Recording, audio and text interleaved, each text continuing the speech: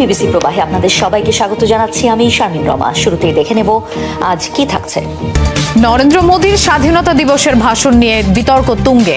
বিরোধীরা শিবিরের ক্ষোভ, ছাত্র আন্দোলনকারীদের টার্গেট করার অভিযোগ, পাল্টা সাফাই বিজেপির। ইরান যুদ্ধে অংশ না নেয়ায় দক্ষিণ কোরিয়ার সাথে যৌথ মহড়ার পরিধি কমালেন ট্রাম্প। বললেন কিম জং উনের সাথে খুবই ভালো সম্পর্ক তার। পশ্চিম তীরে ইসরায়েলি বর্বরতা চলছেই। অবরুদ্ধ করে রাখার পর একই পরিবারের 9 সদস্য আটক। বিভিন্ন আবাসিক স্থাপনায় হামলা, সেনা মোতায়েন বৃদ্ধি। ভারতের প্রধানমন্ত্রী নরেন্দ্র মোদীর স্বাধীনতা দিবসের ভাষণ নিয়ে তৈরি হয়েছে বিতর্ক। তার বলা দিমাগি নকশাল বিশেষণে ক্ষুব্ধ অনেকেই। বিরোধীদের অভিযোগ, সরকারের সমালোচনা করলেই দেয়া হয় নানা ধরনের ট্যাগ। সম্প্রতি ছাত্র আন্দোলনে অংশ নেওয়া তরুণদের উদ্দেশ্য করেই দিমাগি নকশাল কথাটি ব্যবহার করেছেন উঠেছে এমন অভিযোগ। সামাজিক মাধ্যমেও চলছে বিস্তর সমালোচনা। যদিও বিজেপির সাফাই, যারা ভারতের সংবিধান অস্বীকার করে কেবল তাদেরই নকশাল মানসিকতার আখ্যা দিয়েছেন মোদী।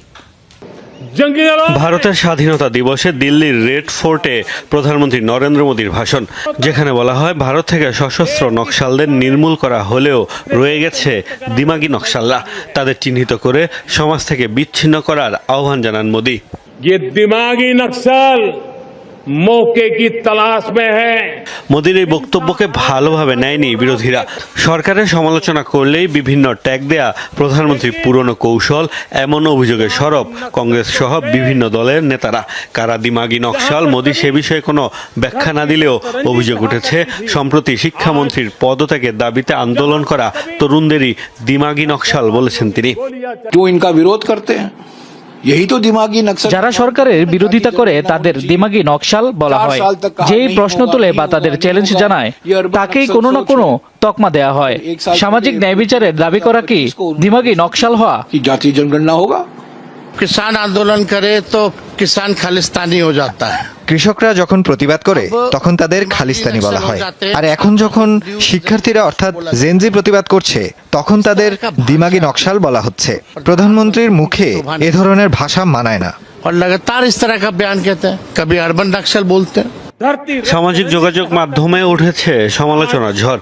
এরই মধ্যে ককরোচ জনতা পার্টির মতো সাড়া ফেলেছে দিমাগি নকশাল পার্টি। মোদীর মন্তব্যের সমালোচনা করে পোস্ট দিচ্ছেন রাজনৈতিক ব্যক্তিত্ব থেকে শুরু করে সাধারণ মানুষও। দিমাগি নকশাল হতে পারলে গর্বিত হতেন বলে পোস্ট করেছেন সাবেক কেন্দ্রীয় মন্ত্রী পি চিদাম্বরম। বিজেপির দাবি, যারা ভারতের সংবিধান মানে না, মাওবাদী, বিচ্ছিন্নতাবাদী ও 370 আর্টিকেলকে সমর্থন করে এবং ভারত থেকে উত্তর পূর্বাঞ্চলকে বিচ্ছিন্ন করতে চায়, কেবল তাদেরই দিমাগি নকশাল বলেছেন মোদী। নকশাল মুক্ত হোনে কে কারণ তৃণমূল কংগ্রেসের প্রবীণ নেতা এবং বিধানসভার ডেপুটি স্পিকার আশিস ব্যানার্জির মৃত্যুকে ঘিরে তোলপাড় চলছে পশ্চিমবঙ্গের রাজনীতিতে। সম্প্রতি দলীয় কার্যালয় থেকে তার মরদেহ উদ্ধারের পর ঘটনাটি প্রাথমিকভাবে আত্মহত্যা বলে মনে করছে পুলিশ। তবে পরিবার বলছে আত্মহত্যার কোনো ইঙ্গিত ছিল না তার আচরণে। এদিকে আশিসকে বিজেপি নেতাদের হেনস্থার একটি ভিডিও ভাইরালের পর রাজনৈতিক চাপের অভিযোগ তুলেছেন মমতা ব্যানার্জি। যদিও অভিযোগ অস্বীকার করে বিজেপির দাবি, দুর্নীতির অভিযোগের চাপেই আত্মহত্যা করেছেন এই প্রবীণ নেতা। গেল রোববার স্থানীয় সময় সকালে বীরভূমের রামপুরহাটে বাড়ির পাশের তৃণমূল কার্যালয় থেকে আশিস ব্যানার্জির মরদেহ উদ্ধার করে পুলিশ। ঘটনাস্থল থেকে মিলেছে একটি হাতে লেখা চিঠি, যেখানে নিজের বিরুদ্ধে দুর্নীতির অভিযোগ অস্বীকার করেছেন আশিস। রাজনীতিতে আসাকে ভুল সিদ্ধান্ত বলে উল্লেখ করা হয়েছে চিঠিতে। সব মিলিয়ে এই ঘটনাকে প্রাথমিকভাবে আত্মহত্যা বলে মনে করছে পুলিশ। তবে পরিবারের দাবি, শারীরিক ও মানসিকভাবে সুস্থ ছিলেন আশিস। আত্মহত্যার মতো কোনো ইঙ্গিত ছিল না তার আচরণে। না, কিছু হয়ে যায়নি, কিচ্ছু হয়ে যায়নি, স্বাভাবিক কথাবার্তা। সব কালকে সারাদিন আপনার 15 আগস্ট বলে সারাদিন অফিসে বসেছিল, পতাকা উত্তোলন করলো, সারাদিনটা গেল অফিসে কাটিয়েছে। নানা লোক আসছিল তাদের সঙ্গে গল্প কথা বলা এইসব নিয়ে সকাল থেকেই কাটিয়েছে কালকে। এদিকে আশিস ব্যানার্জির মৃত্যুর পর একটি ভিডিও ভাইরাল হয়েছে, যাতে দেখা যায় বিজেপির স্থানীয় নেতারা হেনস্থা করছেন তৃণমূলের এই বর্ষিয়ান নেতাকে।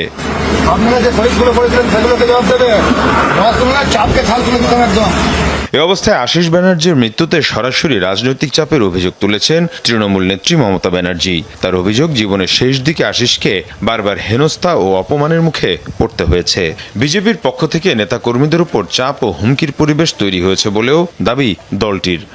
তাকে যেভাবে অপমান করা হয়েছে, অপদস্থ করা হয়েছে, কেউ তো প্রতিবাদ করেনি, ওদের নেতারা তো এসে পাশে দাঁড়ায়নি। একজন মানুষ, বর্ষিয়ান রাজনীতিবিদ এত মনোকষ্টে আছেন যে এইভাবে মৃত্যু হচ্ছে। কই তাদের নেতারা? গোটা বীরভূম তো নাকি ভালো তৃণমূল হয়ে গেছে, গোটা বীরভূম তো চাটন চাটন চাটন চাটন। কই এই মানুষটার পাশে দাঁড়ালেন না তো? যদিও সব অভিযোগ উড়িয়ে উল্টো তৃণমূলকে দায়ী করছেন বিজেপির নেতারা। তাদের দাবি, দুর্নীতির অভিযোগের চাপ সামলাতে না পেরে আত্মহত্যা করেছেন আশিস ব্যানার্জি। तृणमूल कांग्रेस के लोग इतना निराश हताश हैं, उस पार्टी में जो गया वो बर्बाद हुआ। पैसा जरूर कमाए लेकिन जिंदगी खत्म हो गया है। अब तो सुसाइड भी करना पड़ रहा है, बड़े दुखजनक है। নেতাদেরও মাঝে মাঝে মনে রাখা উচিত যে তাদের আশেপাশে কারা থাকে। এই ভদ্রলোক আমাদের ডেপুটি স্পিকার সাহেব অত্যন্ত সজ্জন মানুষ ছিলেন, আমি বলছি আপনাদেরকে ইন ফ্রন্ট অফ ক্যামেরা। কিন্তু ওনার ভাইপো কি করতেন খোঁজ নিন তো একবার। ভাইপোর নামও অভিষেক। সমস্যা হচ্ছে তৃণমূল কংগ্রেসটা এই ভাইপো রোগে ভুগছে। এই তৃণমূল কংগ্রেসটাকে ভাইপো রোগ থেকে বেরোতে বলুন, দেখবেন কোনো সমস্যা থাকবে না, কোথাও কেউ হেনস্থা করবে না। ভাইপোদের মোহে যদি পড়েন সব যাবে। আশিস ব্যানার্জি ছিলেন তৃণমূলের দীর্ঘদিনের গুরুত্বপূর্ণ নেতা। প্রবীণ এই নেতা 5 বারের বিধায়ক ছিলেন। দায়িত্ব পালন করেছেন মন্ত্রী হিসেবেও, ছিলেন পশ্চিমবঙ্গ বিধানসভার ডেপুটি স্পিকারও। ভারতের পশ্চিমবঙ্গের বীরভূমে একটি হোটেলে ভয়াবহ অগ্নিকাণ্ডে কমপক্ষে 7 জনের প্রাণ গেছে। সোমবার সকালে বিদেশিনী হোটেলটির একতলার একটি ঘরে আগুন লাগে, পরে তা দ্রুত অন্যান্য ঘরেও ছড়িয়ে পড়েছে। এ ঘটনায় আহত হচ্ছেন আরও বেশ কয়েকজন। তাদের উদ্ধার করে রামপুরহাট মেডিকেল কলেজে ভর্তি করা হয়েছে।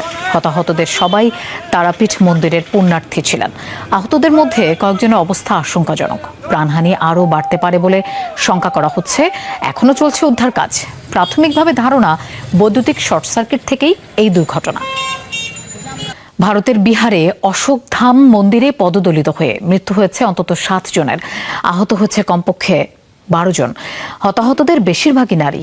জানা গেছে, সোমবার বিশেষ শিব পূজায় অংশ নিতে 2টি ট্রেনে বিহারের লাখিসারা জেলার ওই মন্দিরে যায় পুণ্যার্থীরা। ধারণা করা হচ্ছে প্রায় 50,000 মানুষের সমাগম হয়েছে সেখানে।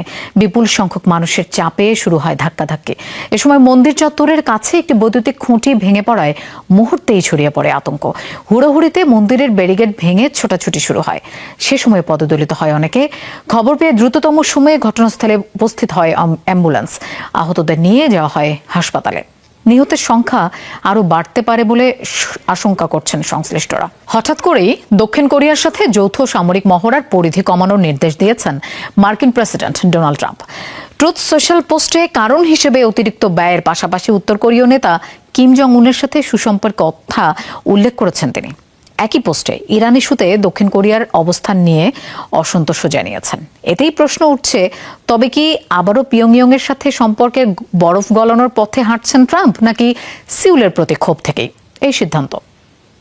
প্রতি বছরের মতো এবারও আয়োজন করা হয়েছে দক্ষিণ কোরিয়া ও যুক্তরাষ্ট্রের যৌথ সামরিক মহড়া।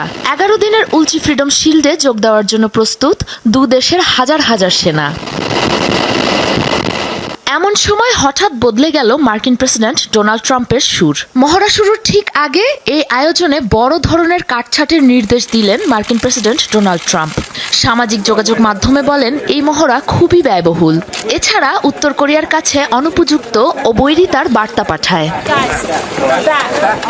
কিম জং উনের সাথে নিজের সম্পর্ক খুবই ভালো বলেও দাবি করেন তিনি। শুধু তাই নয়, এর আগে 2018 সালে ট্রাম্প কিম ঐতিহাসিক বৈঠকের একটি পুরনো ছবিও পোস্ট করেন তিনি। অবশ্য একই পোস্টে ইরানের বিরুদ্ধে যুদ্ধে দক্ষিণ কোরিয়ার পাশে না দাঁড়ানোর প্রসঙ্গ উল্লেখ করেছেন। সে কারণে অনেক বিশ্লেষক মনে করছেন সিউলের প্রতি অসন্তোষের কারণেই এমন পদক্ষেপ ট্রাম্পের। এটা স্পষ্ট যে ডোনাল্ড ট্রাম্প তার দ্বিতীয় মেয়াদে দায়িত্ব গ্রহণের পর থেকেই কিম জং উনের সঙ্গে বৈঠক করতে চেয়েছেন।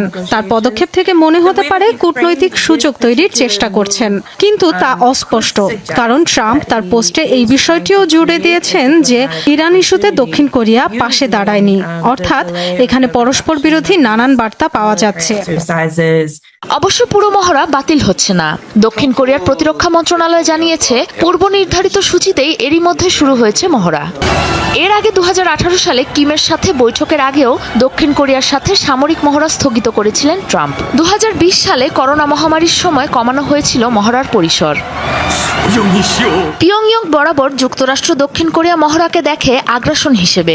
সম্প্রতি ক্ষোভ জানিয়ে বেশ কয়েকবার ব্যালিস্টিক মিসাইলের পরীক্ষাও চালিয়েছে পিয়ংইয়ং।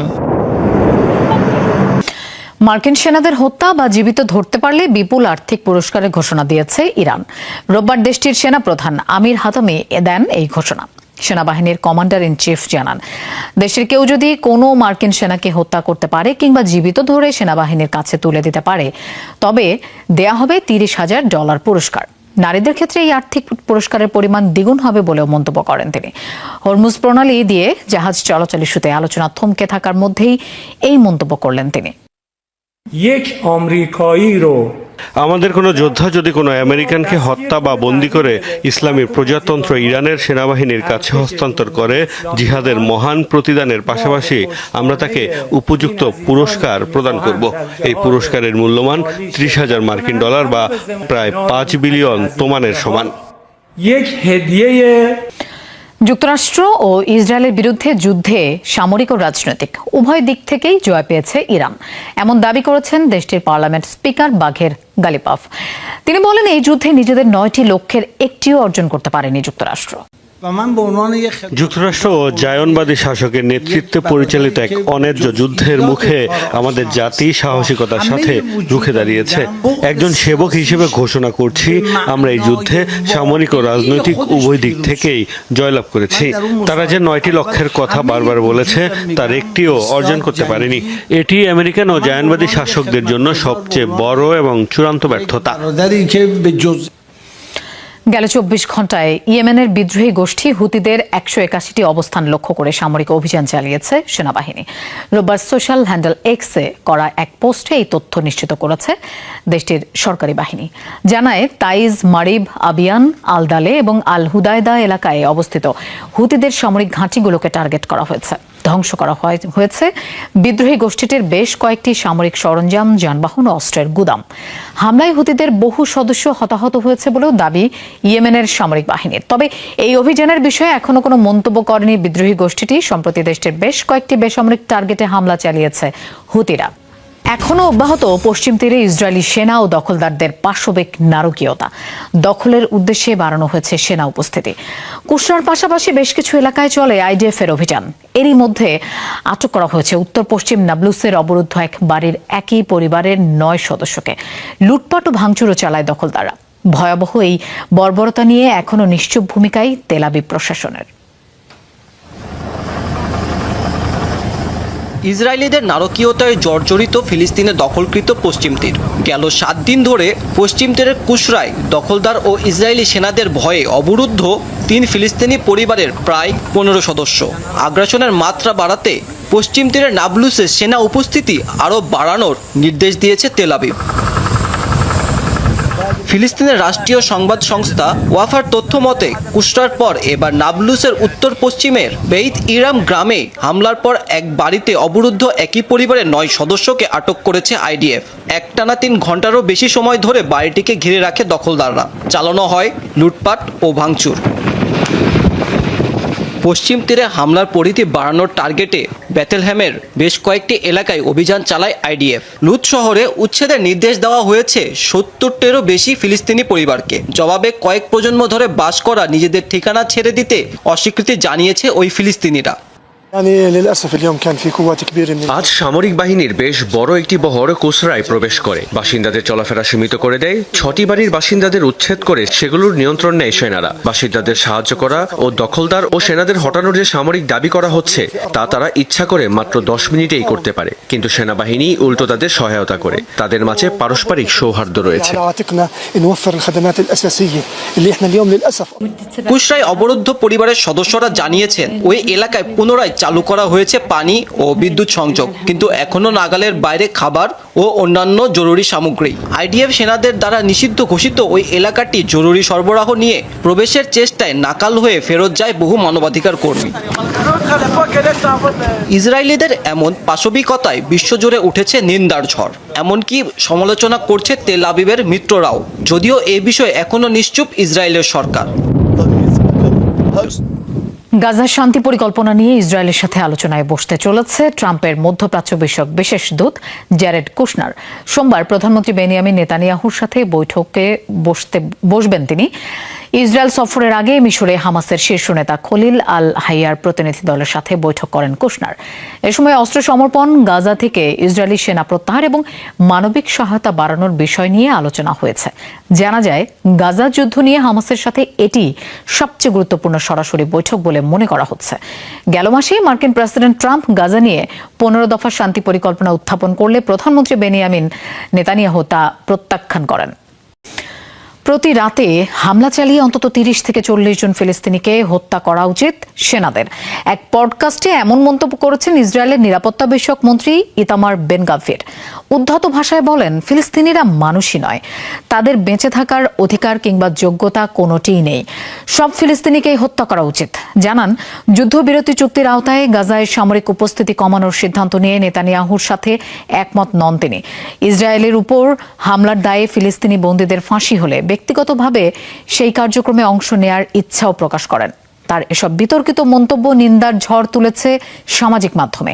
গাজায় যুদ্ধবিরতি লঙ্ঘন করে হামলার পাশাপাশি পশ্চিম তীরে দিন দিন বেড়েই চলছে ইসরায়েলি দখলদারদের বর্বরতা।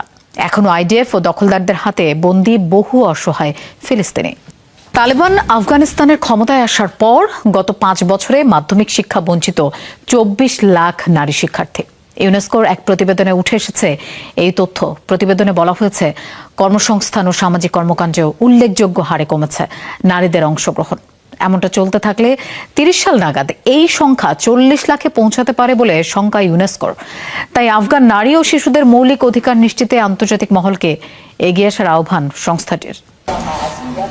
যে বয়সে সহপাঠীদের সাথে স্কুলে যাওয়ার কথা, সেই বয়সে 4 দেয়ালে বন্দী, তবু থেমে নেই লেখাপড়ার সংগ্রাম। তাই নিজ ঘরকেই বানিয়ে ফেলেছেন শ্রেণীকক্ষ। কাবুলের এই শিশুর মতো ঘরে বসে লেখাপড়া শিখছে অনেক আফগান শিশু। অনেকের আবার সেই সৌভাগ্য হয়নি, তাই বন্ধ লেখাপড়া। 2021 সালে তালেবান ক্ষমতায় আসার পর বন্ধ হয়ে যায় আফগান নারীদের মাধ্যমিক শিক্ষার পথ। দেশটির বর্তমান শরিয়া আইন অনুযায়ী শুধু প্রাথমিক শিক্ষা গ্রহণ করতে পারবে মেয়েরা।